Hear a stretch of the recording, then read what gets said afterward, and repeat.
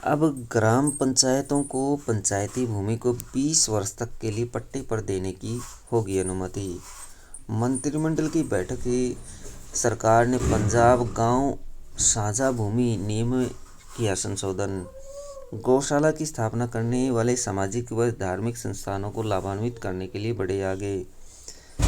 Biogas संयंत्र, पंचगव्य उत्पाद, गौशाला, पशु चिकित्सा अस्पताल, अनुसंधान और प्रशिक्षण केंद्र की स्थापना करने वाली इच्छुक सामाजिक सोसाइटी या धार्मिक संस्थाएं और चारे को उगाने के लिए अब सामलात भूमि को 20 वर्ष तक के लिए पट्टे पर ले सकेंगी।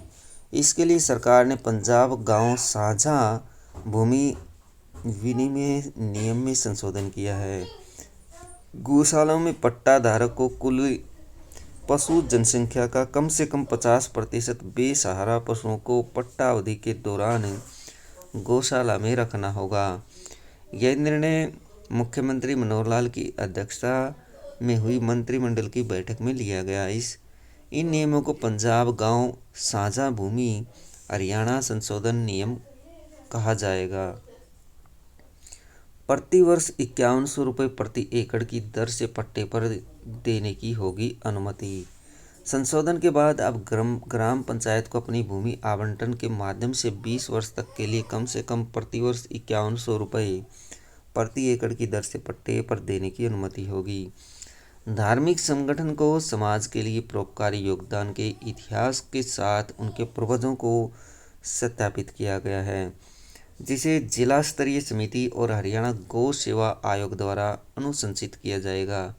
श्यामलात देय में किसी भी भूमि को गौशाला निर्माण के बाद प्रति 100 पशुओं कम से कम 50% बेसहारा पशु के लिए 0.75 एकड़ के अनुपात में गौशाला की स्थापना के लिए पट्टे पर देने की अनुमति दी जाएगी।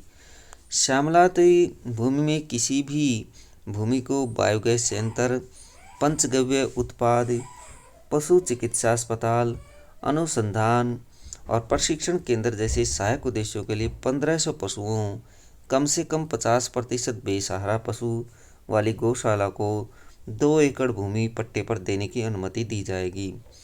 गौशाला निर्माण के बाद गौचरण के लिए चिन्हित भूमि में से 1.5 एकड़ भूमि प्रति 100 पशुओं के लिए चारे की खेती हेतु पट्टे पर देने की अनुमति दी जाएगी।